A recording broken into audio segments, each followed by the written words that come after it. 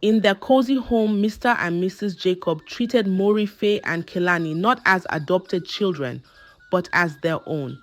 They hugged them, loved them, and made them feel safe. "You are part of our family now," Mrs. Jacob said with a warm smile. Morife and Kilani smiled back, feeling the love. Mr. and Mrs. Jacob wanted the best for the twins. They enrolled them in the best school in town. The school was big and beautiful. Morife and Kilani were excited and a little nervous.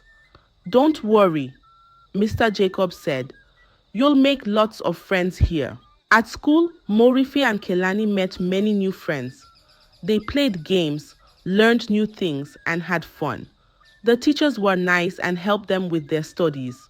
For the first time since their parents' death, the twins felt happy and deeply loved. Every day after school, Morife and Kilani would run home, eager to tell Mr. and Mrs. Jacob about their day. "Guess what we learned today?" Morife would say. Kilani would add, "We made new friends and played lots of games." Mr. and Mrs. Jacob loved hearing about the twins' day. They would listen with big smiles and say, "We are so proud of you." The twins loved their new home. They had their own cozy room with soft beds and colorful blankets. There were toys and books everywhere. "This is the best home ever," Kilani said one night as he snuggled into his bed. "Yes, it is," Morife agreed, feeling safe and loved. In the evenings, the family would sit together and read stories or play games.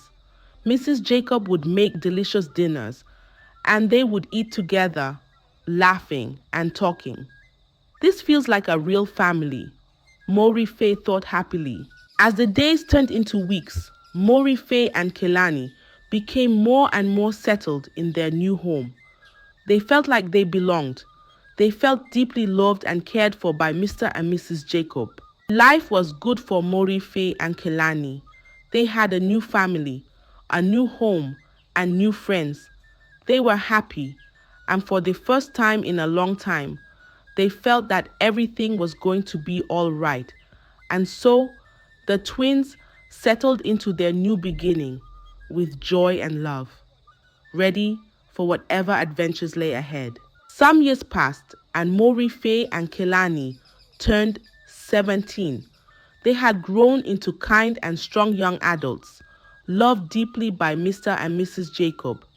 The family was happy, but there was something Mr. and Mrs. Jacob had always wished for, a child of their own. One day, Mrs. Jacob felt something different.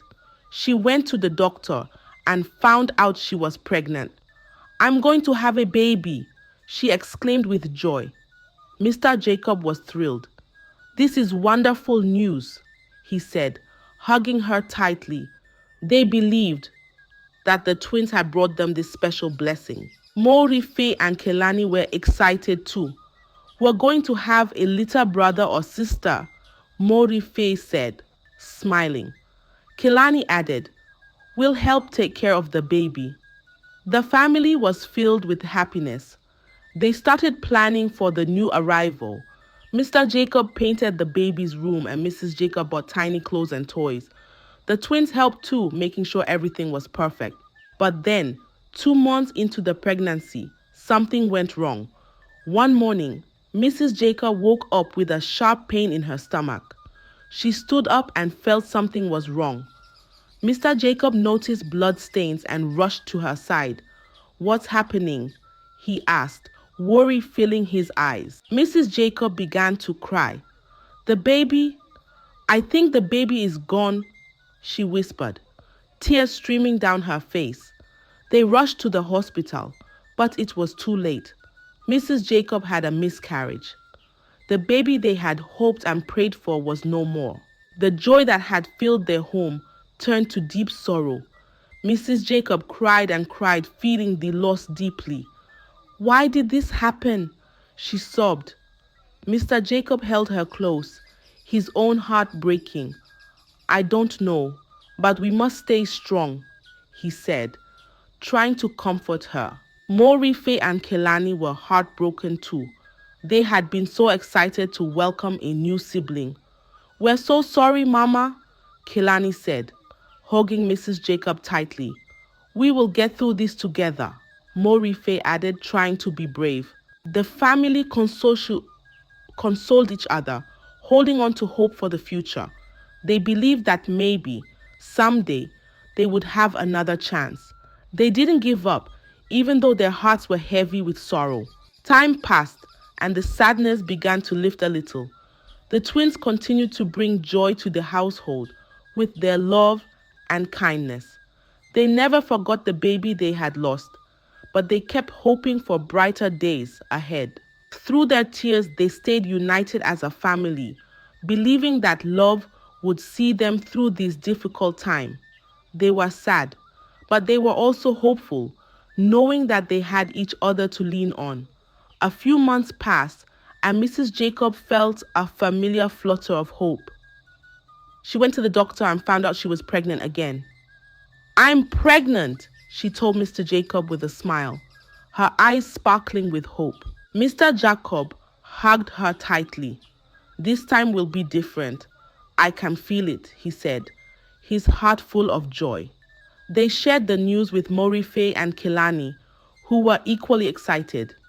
"We'll finally have a baby sibling," Kilani said, grinning from ear to ear. The happiness returned to their home.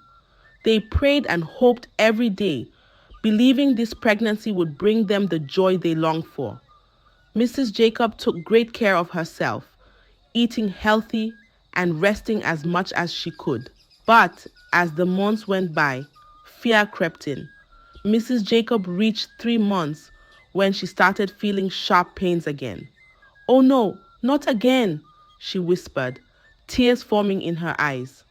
Mr. Jacob rushed her to the hospital, but once more, it was too late. She had another miscarriage.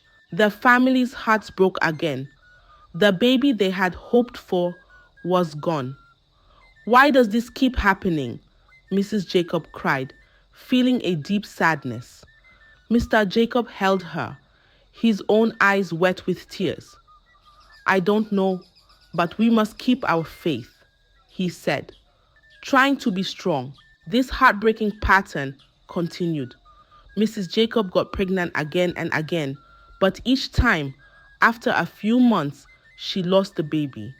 10 times they faced this sorrow, each loss plunging the family deeper into despair. The twins, Morife and Kilani, were there to support their parents through every heartbreak. "We're here for you, Mama and Papa," Morife would say, holding her mother's hand. "We'll get through this together," Kilani added, comforting his father. But the constant cycle of hope and loss wore on the family. They were filled with questions and sadness. "What are we doing wrong?" Mrs. Jacob wondered aloud, her voice filled with pain.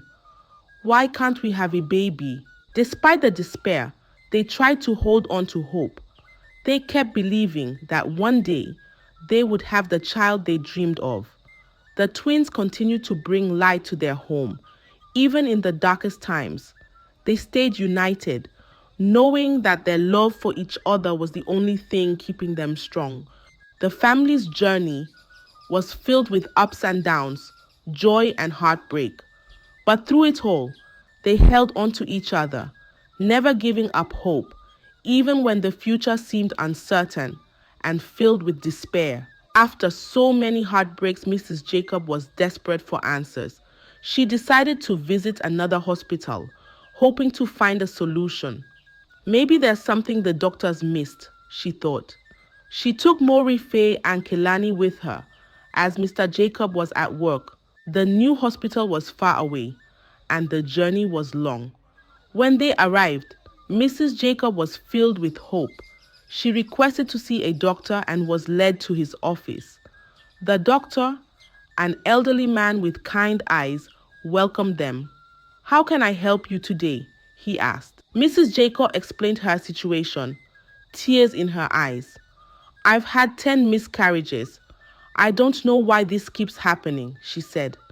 The doctor listened carefully, his face serious. The doctor, who had spiritual insight, noticed something strange. He sensed an aura of bad luck around the twins. He turned to Mrs. Jacob and said gently, "I need to speak with you alone. Please ask the children to wait outside." Mrs. Jacob was surprised. "But why?" she asked, her voice filled with concern. "They are my children." The doctor insisted. "Please, it's important. They should wait outside, not even in the reception, but outside the hospital entirely." Mrs. Jacob was angry and confused. "How can you treat them like this? They are your patients too," she said, her voice rising. The doctor tried to explain. "There is something I need to tell you, but it's better if they wait outside." Mrs. Jacob's anger took over. "I won't have my children treated this way," she said, standing up. "We're leaving." She took Morife and Kilani by the hand and left the hospital without hearing the doctor's explanation. As they walked back to the car, Morife asked, "Mama, why did we leave?" Mrs. Jacob shook her head, still angry. "The doctor was being unfair. He wouldn't explain why he wanted you to leave the room," she said. When they got home, Mrs. Jacob told Mr. Jacob what had happened. He felt sad and worried. "There must be a reason the doctor acted that way," he said thoughtfully. "Did he say anything to you?" Mrs. Jacob shook her head. "I didn't let him speak. I was too upset," she admitted. The day after the upsetting visit to the hospital, Mr. Jacob couldn't shake off the feeling that there was something more to the doctor's strange behavior. Determined to find answers, he decided to visit the doctor alone. Arriving at the hospital, Mr. Jacob introduced himself to the receptionist. "I'm Mr. Jacob. I need to speak with the doctor who saw my wife yesterday. I'm here to find out what happened," he said. The receptionist nodded and led him to the doctor's office. The doctor greeted Mr. Jacob with a serious expression. "I'm glad you came," he said. "There's something important you need to know." Mr. Jacob sat down, his heart heavy with anticipation. "Please, tell me what's going on," he said. The doctor took a deep breath and began to explain. "There's nothing physically wrong with your wife. She is healthy and capable of carrying a pregnancy to term. However, I sensed a spiritual issue surrounding your twins." Mr. Jacob frowned, trying to understand. "What do you mean by a spiritual issue?" he asked. The doctor continued. "Your twins, Morife and Kilani, carry a curse of bad luck. This curse affects anyone who is close to them. It's likely the reason behind your wife's repeated miscarriages." Mr. Jacob's heart sank. "Are you saying my children are cursed?" he asked, disbelief in his voice. The doctor nodded. "Yes, that's exactly what I'm saying. I know it's hard to believe, but I have seen such things before. The best way to protect your next pregnancy is to send the twins away during that time." Mr. Jacob was skeptical, but desperate for a solution. "How can I do that? My wife loves them so much. She'll never agree to send them away," he said. The doctor sighed. "I understand. It's a difficult decision, but it's the only way to break the cycle of bad luck affecting your family." Leaving the hospital, Mr. Jacob felt a heavy burden on his shoulders. He didn't want to believe the doctor's words, but the thought of losing another baby was too much to bear. He decided to keep this information to himself for now, unsure of how to tell his wife. That evening, as they sat down for dinner, Mrs. Jacob noticed her husband's troubled expression.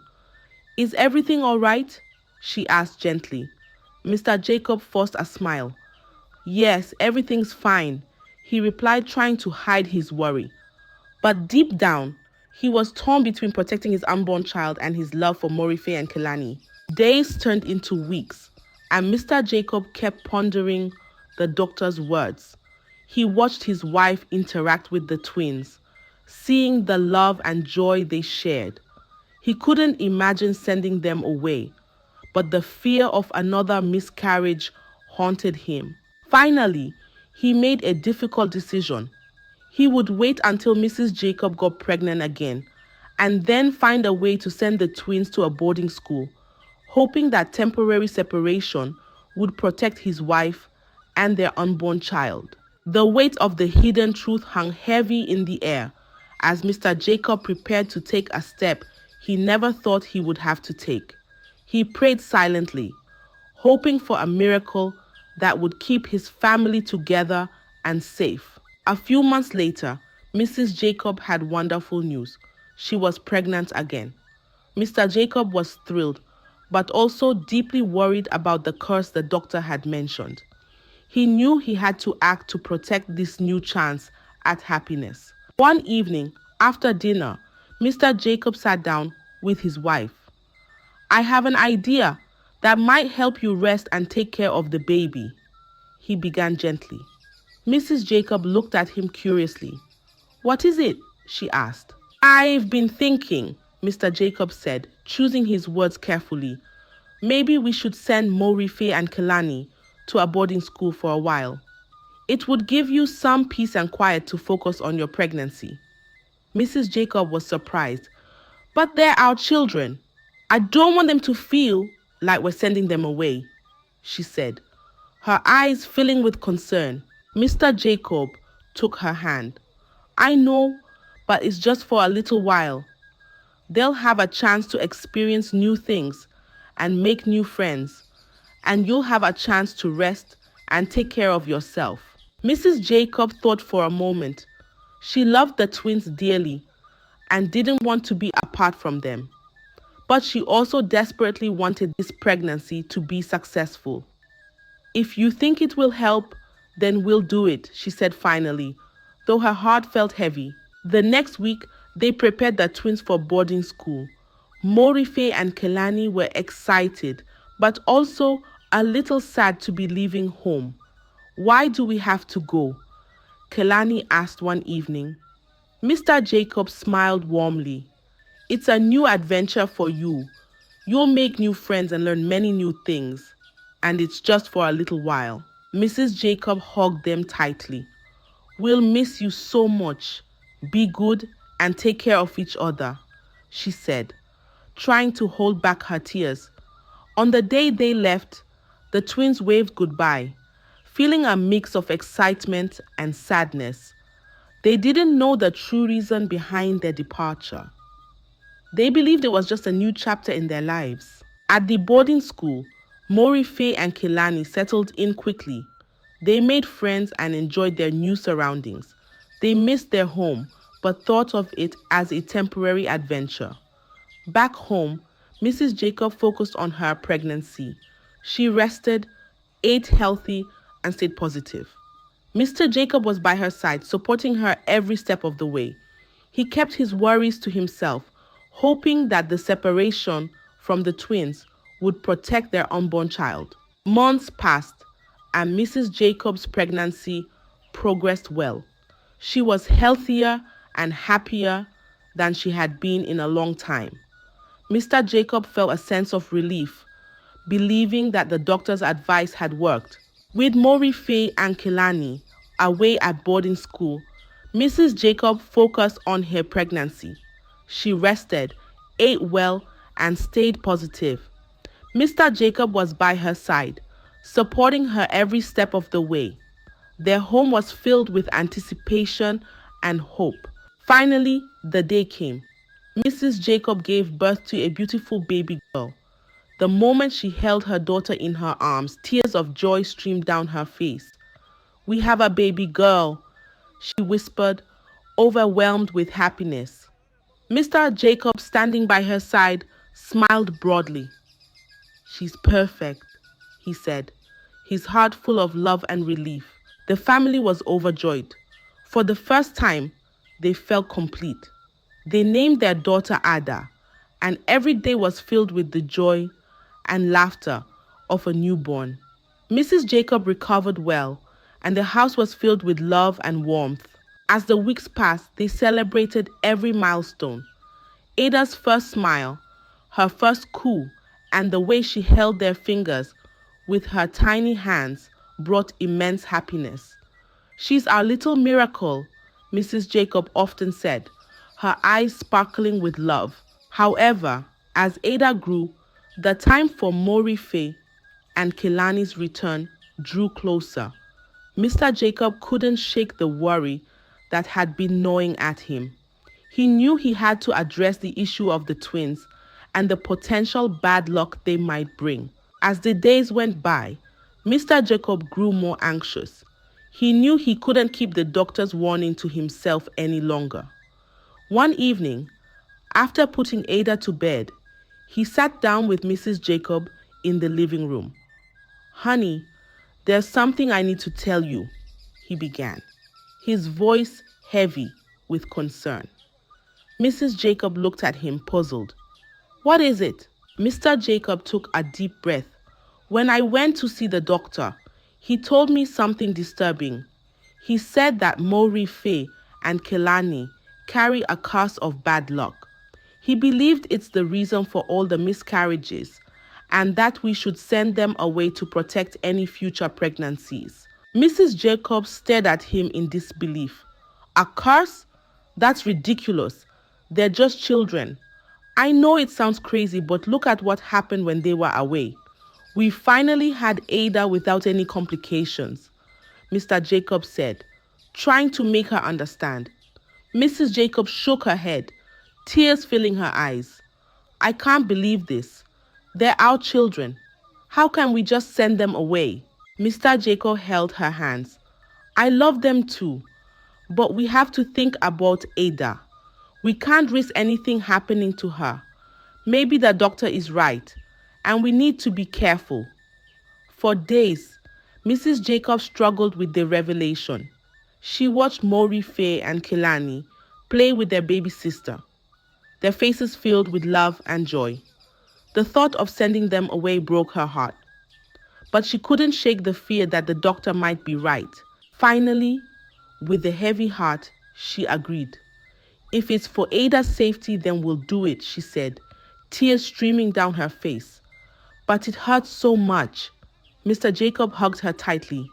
"I know, it hurts me too, but we'll find a way to make sure they're safe and happy." The day came for them to take the twins back to the orphanage. Morife and Kilani were confused and sad. "Why do we have to go back?" Morife asked, her voice trembling. Mrs. Jacob knelt down and hugged them. "It's just for a while, my dears. We love you very much, and we'll visit you often," she said, trying to hold back her tears. As they arrived at the orphanage, their hearts were heavy with sorrow. The head of the orphanage, Mrs. Fowler, greeted them with a concerned look. "Why are you bringing them back?" she asked. Mr. Jacob explained the situation as best as he could, without going into too much detail. "We believe there's a curse, and we need to protect our family," he said. Mrs. Fowler sighed deeply. "I understand your concerns, but it's still heartbreaking. We'll take good care of them."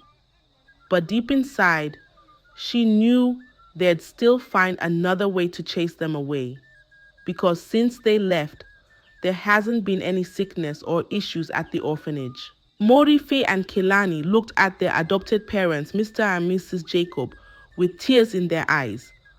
"We'll miss you," Kilani said, his voice cracking. "We'll miss you too," Mrs. Jacob said, hugging them tightly.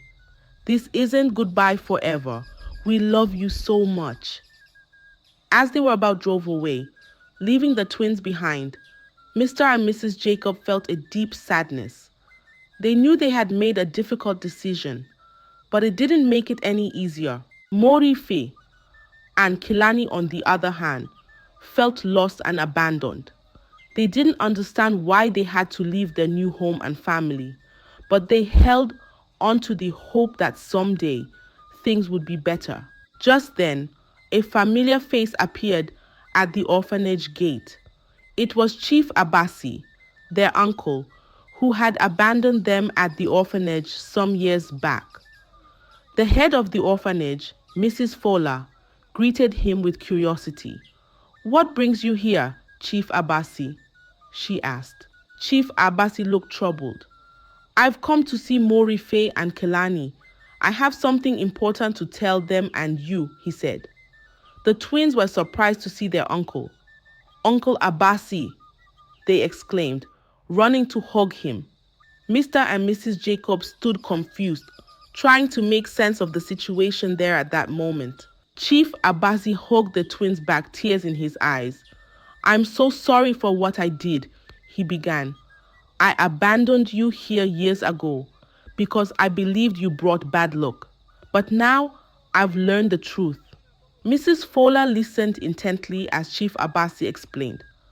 "Many years ago, your father went to the river goddess to ask for children. The goddess blessed him with twins, but gave him a condition. He must name both of you Osunbumi, which means gifted by the river goddess. Instead, he named you differently, breaking the oath. This brought the curse of bad luck upon you." Morife and Kilani were shocked. They had never known about the broken oath. "Is there a way to fix it?" Morife asked, her voice trembling. Chief Abasi nodded. "Yes, there is. We need to perform a ritual and rename you both Osunbumi. This will lift the curse and bring peace to your lives." Mrs. Fowler and Jacob's family agreed to help. They gathered everything needed for the ritual and performed it with great care. As the ritual concluded, Chief Abasi declared, "From this day forward, you are both Osunbumi. May the curse be lifted and may you live in peace." A warm, gentle breeze seemed to sweep through the room, and everyone felt a sense of relief and hope. The twins hugged each other tightly, feeling the weight of the curse lift from their shoulders. With the curse lifted, Chief Abasi looked at Mrs. Fowler. "I want to take them back to Mr. and Mrs. Jacob myself," he said. "They deserve to be with the people who love them." Mrs. Fowler agreed. "They will be happy to have them back," she said, smiling. Chief Abasi drove Morife and Kilani back to the Jacob household. Mr. and Mrs. Jacob were overjoyed to see them. "You're home!" Mrs. Jacob exclaimed, tears of happiness streaming down her face. Mr. Jacob hugged them tightly, his heart full of relief and joy. Chief Abasi explained everything to Mr. and Mrs. Jacob. "The curse is lifted. They are free from the bad luck," he said. Mr. and Mrs. Jacob decided to take the twins back into their home. The family, including little Ada, was finally complete. They lived happily together, free from the shadow of bad luck. The orphanage thrived with the good news, and Chief Abasi's business boomed once again. The town buzzed with happiness and prosperity. Morife and Kilani, now Osunbumi, felt a deep sense of belonging and love. They were grateful for their family and the second chance at happiness. The family's love and unity proved stronger than any curse, and they looked forward to a bright and joyful future together. And so, the family lived happily ever after, with love, peace, and prosperity surrounding them. I hope you enjoyed the tale. If so, please like the video, share it with your family and friends, comment on it, and don't forget to subscribe to the channel and turn on the notification bell for more enchanting tales like this one. Goodbye.